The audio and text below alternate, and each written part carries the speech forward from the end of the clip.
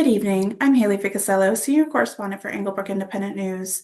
Tonight, we bring you a comprehensive federal crime report from across the United States Midwest, where prosecutors are tackling political violence, cartel-linked drug trafficking, organized fraud schemes, and violent criminal enterprises. From Minnesota to Arkansas, these cases reflect the growing scope and severity of federal prosecutions in late April 2026. In Minnesota, three individuals have been federally charged following the alleged assault of a journalist during an anti-ICE protest on federal property in St. Paul. A federal grand jury indicted names Christopher, Diana, and Paige Orozco. Prosecutors allege the group surrounded and physically attacked Turning Point USA contributor Savannah Hernandez while she was reporting. According to the Department of Justice, Hernandez was shoved to the ground and targeted because of her political affiliation. Federal officials are calling the incident a clear case of political violence, emphasizing the intimidation of the journalist will be prosecuted at the highest level.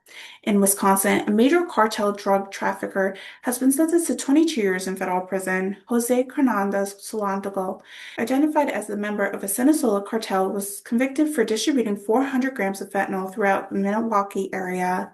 Authorities intercepted more than 5,000 pills in the mail, part of a broader trafficking network.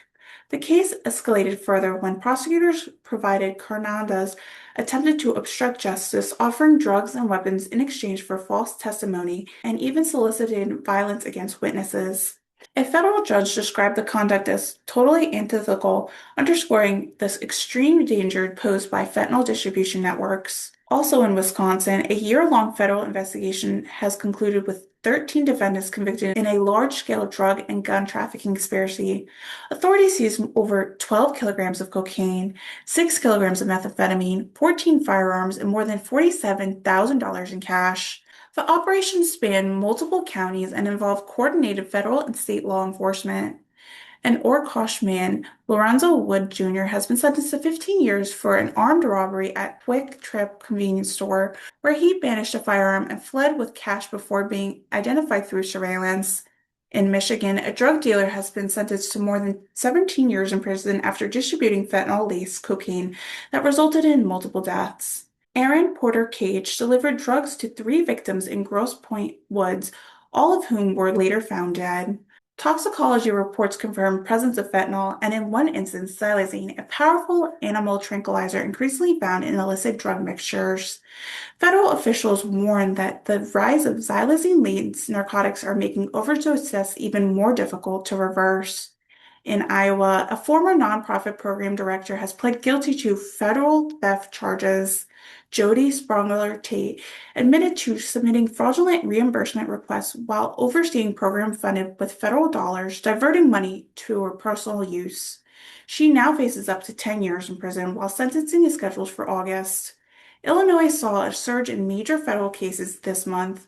A previously convicted felon pled guilty after firing a handgun near a federal agent during a law enforcement operation in Chicago. 6 men have been indicted in connection with the violent home invasion in Winnetook, where suspects allegedly posed as delivery drivers before entering the residence at gunpoint and demanding cryptocurrency access.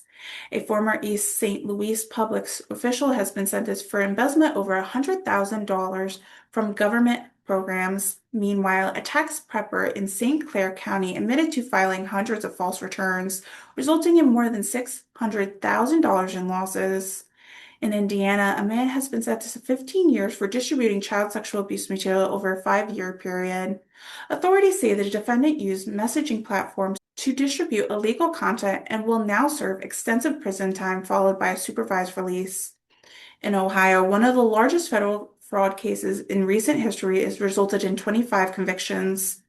The international scheme, known as Business Email Comprise, defrauded over 1,000 victims worldwide and approximately $215 million.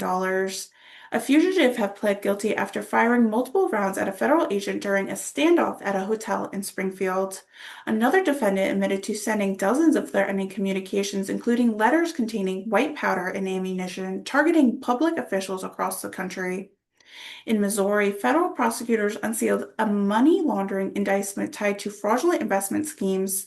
Separately, a multi-million-dollar illegal gambling operation resulted in a guilty plea involving more than $7.6 million in proceedings. In Kentucky, federal court handed down multiple sentences involving firearm, fentanyl trafficking, and attempted murder inside a federal prison. One inmate stabbed his cellmate over 30 times, highlighting ongoing violence within correctional institutions. Arkansas federal court closed out April with sweeping drug trafficking conviction, including multiple defendant cases resulting in more than 100 years combined in prison sentencings. In a separate case, a man received 55 years for sexual exploitation of a minor, one of the harshest sentences handed down this month. From cartel-driven drug operations to large-scale fraud and violent offenses, federal authorities across the Midwest continue to pursue complex and high-impact criminal cases.